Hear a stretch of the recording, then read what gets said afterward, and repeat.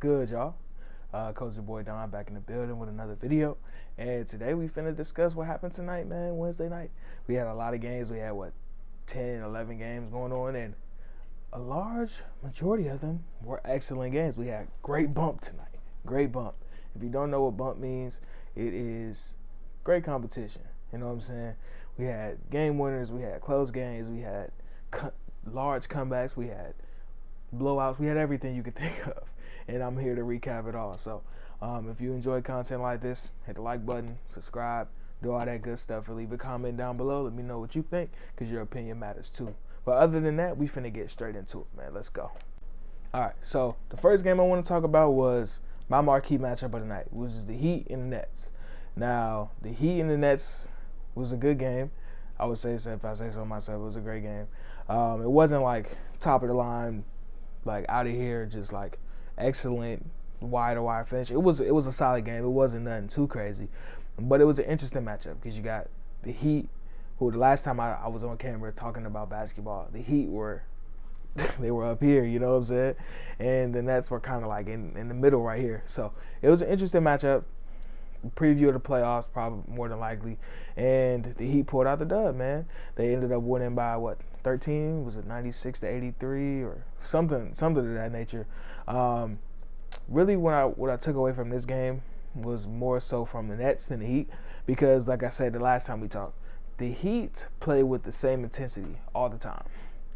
Sometimes if they win or lose, it depends on if their shots going or not, more times than not. But their intensity on the defensive end and just in general, their intensity is just like tiring, bro. It's gonna end up draining you, and I think that's what happened to the Nets. And the Nets they really struggled to score. They struggled to do like the basic things.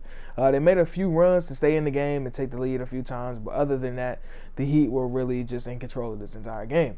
And this brings me to one of the concerns I really have for the Nets as of right now. The Nets they don't have any presence inside. Inside of the paint, there's zero presence. There's no big man that can block shots, affect shots, rebound, do anything. And that was probably the real difference in this game. The Heat out-rebounded the Nets by a large margin, and the Heat were plus 13 in offensive rebounds.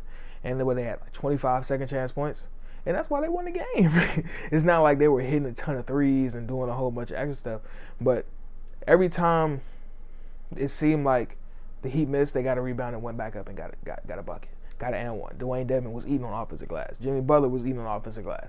Bam Adebayo was eating. PJ Tucker was eating. Kyle Lowry, like just everybody, bro. Everybody was eating. And Tyler Hero came off the bench and had a great game. So did Dwayne Dedmon. And with the Nets, that's one of the concerns I got is like they're not physical. They don't have any presence inside. And yes, they have elite scoring on the outside, but if you have no presence on the inside, I don't really see how you're going to go far right now, unless you see KD and Harden just turn it on and go to a nuclear level where they're just unstoppable every night. Because in the East, when you get to the playoffs, you know what I'm saying, you got to face big men every night. You know what I'm saying? You got Giannis. Who's gonna guard Giannis on the Nets? Nobody. Who's gonna guard a Joel Embiid? Nobody. Who's gonna guard a Bam? Nobody. Who's gonna guard a John Collins, a Clint Capella? And the list goes on and on and on for the bigs in the East. And it's gonna be a challenge to see how far the Nets go throughout the rest of the season, based on like their lack of physicality. So I got on that game. So we go to the next one. Next one we got. These two games I was watching kind of at the same time was the Hornets and the Magic. I wanted to see what the Magic were like. I haven't got a chance to see them. Heard good things about Franz Wagner. Jalen Suggs was all right. Cole Anthony, though. Even when he was at Oak Hill like 3 years ago, you could identify that Cole Anthony was an NBA player. He's a professional scorer. He had 23 tonight. He was great. But in general, the Hornets are on the road. They're trying to get going. They don't want to get lost in that playoff shuffle. And in the East, you don't want to fall behind, because if you fall behind, you're probably going to be the odd team out when it comes to the end of the season. You might be stuck playing in the play-in, or you might just be on the outside looking in. The Hornets are 3-1. No, they're 3-1 or 4-1. I don't remember. I'm pretty sure they're 3-1. No, they're 4-1. They had to be. But it doesn't really matter. Miles Bridges is hooping. And if you watch, I don't know if you see it on Twitter. I'm probably put it on the screen. When Jalen Suggs was at the free throw line, he was like, "I'm fucking y'all up tonight." And he was definitely fucking their ass up. He had 31, and he's been averaging 25 a game in these first 5 games. He's been hooping, bro. He's trying to get that bag. He doing a lot of fun stuff. So, shout out to you, Miles Bridges. Wasn't a great game from really anybody else. Gordon Hayward did his stud thizzle. Jalen McDaniels did his thing. He had 4 or 5 threes, and it was just a good win for the Hornets. And guess who they play on Friday night? The Heat. Great game, great bump. You know what I'm saying? And from there, we're going to jump to the next game. This was probably the most talked about game, or it's probably going to be the most talked about game going into tomorrow and probably just going forward for the next week or so. The Lakers and the Thunder. And the Lakers pulled out an overtime win against a scrappy young Spurs team last night. And in overtime, AD got bumped knees with somebody. Looked like he was hurt real bad. He ended up being fine. He played tonight. LeBron still didn't play. He has a sore ankle. So going into this game, you're thinking, okay, we got Russ, AD. We finna just run the table and get them boys out of here early. And that's what they did. You know what I'm saying? That's what they did in the first half. They were up by 26. You know what I'm saying? And once the third quarter started, it started to go downhill fast, quickly. And by the end of the third quarter, the Thunder had the lead. Shea does Shea things. You feel me? Like, there's a reason he's a max player in the NBA. You know what I'm saying? He's silky smooth. He got the hand. He'll hun you and then pull up with smooth J's. You know what I'm saying? You had good performance by Josh Giddey. Lou Dort had Melo in the mix on that one play. He came down and lay me. You know, took that boy straight to the rack. You know what I'm saying? For another different bucket. And it was just an overall great fight from the Thunder. They showed that they're scrappy and they're going to compete because throughout like the first 3 games, they played a good game against the Warriors last night as well. They took them to the brink, but the Warriors started hitting threes, and it was over with. But before that, they were looking terrible, absolutely terrible. They looked trash. They got beat by the Rockets. The Rockets aren't supposed to be good at all, bro. And the Thunder lost to them. But it seems like they're getting it back on track now. They're going to be competing every night, so that's going to be nice to see. Now, moving on from that game, there's a bunch of games that I watched tidbits of towards the end of the game, like the Hawks and the Pelicans. Didn't see too much of that game because I was too busy watching those other 3 games I was just talking about. Trae Young had 30 and 10, if I'm correct. Brandon Ingram, I don't know what that shot was at the end of the game.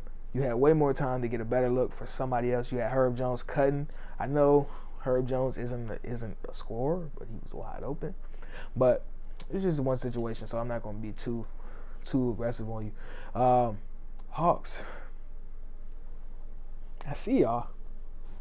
Yeah, I see. I respect you. You know what I'm saying? The Hawks going to be there at the end of the season. Then from there, the Wizards and the Celtics. Didn't see too much of this game either. I caught bits and pieces of. I watched probably majority of the fourth quarter of this game. And in the fourth quarter, it was the Aaron Holiday show. Aaron Holiday had, 7 points in the fourth quarter. He had floater to end the game. And I don't know what it is about the Celtics, but sometimes they're on and they're clicking and they're going. And other times they're just like out of sync and just like slow. And they don't know what to do. And they don't get their shit together, they might be on the outside looking in the East. Now, for the flip side, for the Wizards, originally before the season started, I was planning on making like a big extravagant like preview for the Wizards. It didn't end up happening, but I'm really high on the Wizards.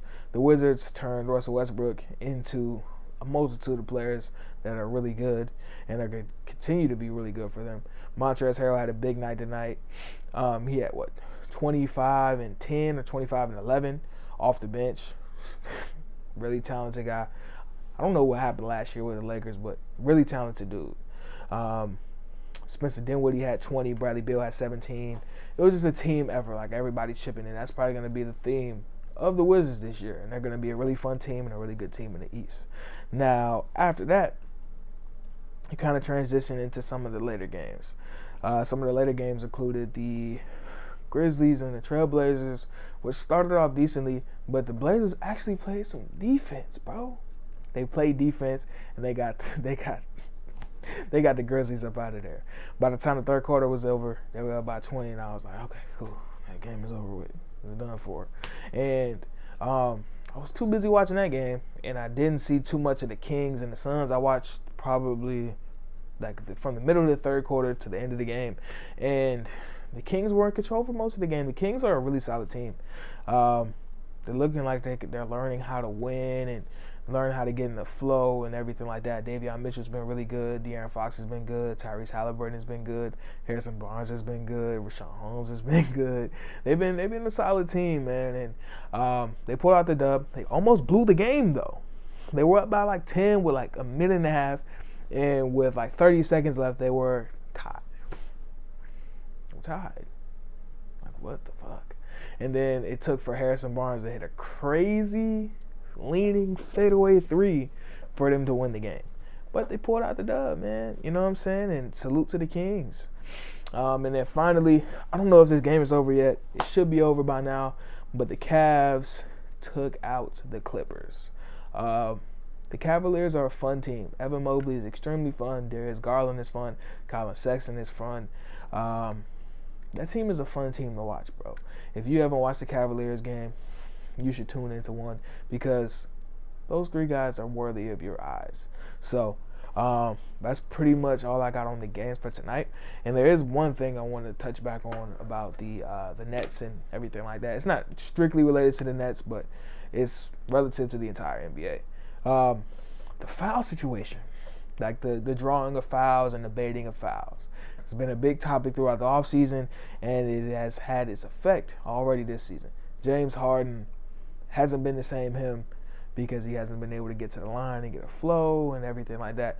And if you don't know, the easiest way, if you're a scorer, to get your rhythm in the game and start hitting those crazy shots and everything like that is attacking the defense and getting to the line. Because you get into the line, you take uncontested shots. Easy, uncontested, take your time shots. 1, 2, 3. Knockdown. And I feel like that's really affected James Harden's game. It hasn't really affected, I want to say, anybody else because it seems like Trae Young is still doing Trae Young things. KD's still putting up numbers. Who else? Dame is still putting up numbers. Steph is still playing at an MVP level. And I feel like it's really only affecting James Harden still. It's affecting James Harden the most. And I don't know how long it's going to take for him to get used to the rules not being called where he can't just hook somebody or he can't like just go like that and get fouled and all that other kind of stuff. So that's going to be interesting to watch for the rest of the season. And another thing is I'm noticing that like there's a trend going downwards with how long a game is and what the scores are. The scoring has gone down a little bit and the length of the game, in my opinion, I don't know for a fact or not, has gone down a little bit. So that's another thing. That's another interesting thing for you to watch out for and things of that nature. And before I go, the Blazers and the Grizzlies game was on ESPN, and they had a halftime show. Halftime show for ESPN is terrible. What is that, bro? What are we doing, bro? They look. So it goes to halftime. They go to commercial for probably like 2 to 3 minutes, and then they'll come back. They'll show the clips from the Lakers game. I'm like, okay, they blew a 26-point lead. Stephen A's like, oh my God, how do you do this? Blah blah blah blah blah blah blah blah blah. Jalen Rose said something. Mike Greenberg said something. Commercial. That was like a minute, right? Another 3 minutes go by. They come back. They show the Heat and the Nets. They talk about the Heat and the Nets for a minute. Commercial. Come back. This time it was like 2 minutes, 2.5 minutes. Commercial. And then the game's back on. They didn't say anything about the game that they were broadcasting, bro. Like what is that? Like what is that? What is that? Come on now. I know we getting into the thing where people are on their phones or things of that nature, but goddamn, can you make an effort, please, or show at least more than 2 games? There was more than 2 games on. The Hornets won, the Wizards won, the Hawks won, and the game before on ESPN. Like they didn't even show none of that. But I'm gonna stop ranting on that, and I'm gonna wrap this up. So, like I said, if you like the video, comment your thoughts down below on whatever I talked about and whatever compels you to say something. Other than that, subscribe, do all that good stuff. Tell a friend to tell a friend. And other than that, man, it's your boy Cozy, the boy Don, signing out, man. Peace.